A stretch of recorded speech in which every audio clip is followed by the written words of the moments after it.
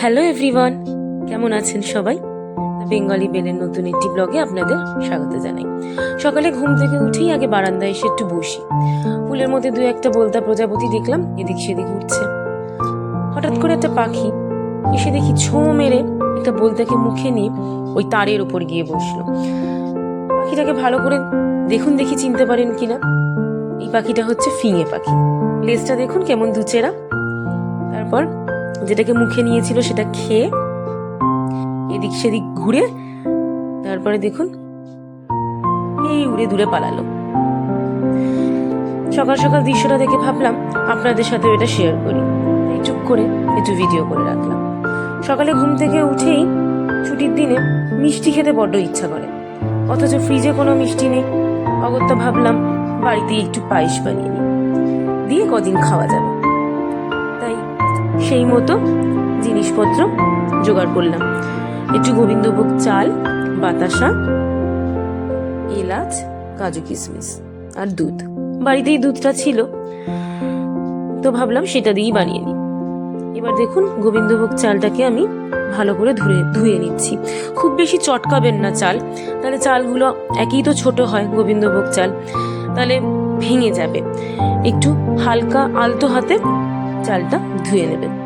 চাল ধুতে গিয়ে হঠাৎ ঠোঙাগুলো দেখে ছোটবেলার কথা মনে পড়ে গেল। দেখুন ঠোঙার গায়ে সেই ছোটবেলার যে বাংলা বইগুলো ছিল, বাংলা হিন্দি, রঙিন রঙিন পাতা, তার মধ্যে ছোট ছোট লেখা। এই ঠোঙাটার ফেলতে ইচ্ছা করলো না, মুড়ে আবার রেখে দিলাম।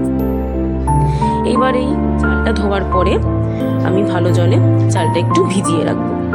এবার দেখুন দুধটাকে আমি বসিয়ে দিয়েছি, একটু গরম হোক। একটু লো ফ্লেমে দিয়েছি, কারণ প্রথমেই ফ্রিজ থেকে বার করে রেখেছিলাম দুধটাকে। ঠান্ডাটা একটু কাটার পরে গরম হতে দিয়েছি, তাই জন্য লো ফ্লেমে দিয়েছি।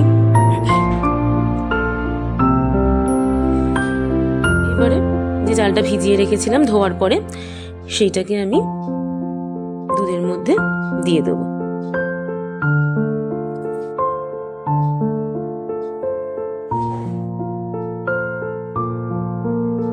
জলের পরিমাণটা একটু কম, দুধটা জাল হতে হতে একটু দুধটা কমে গেছে, তাই একটু ঈষদ উষ্ণ জল আমি আবার অ্যাড করে দেবো। কারণ পায়েসে যদি একটু তলায় ধরে যায় তো পুরো পায়েসটাই আর ভালো লাগে না খেতে, একটা পোড়া পোড়া গন্ধ থেকে যায় পুরো পায়েসেই, সে আপনি যতই তলাটা বাদ দিন। ওই জন্য একটু চামচ দিয়ে মাঝে মাঝেই নাড়তে হবে।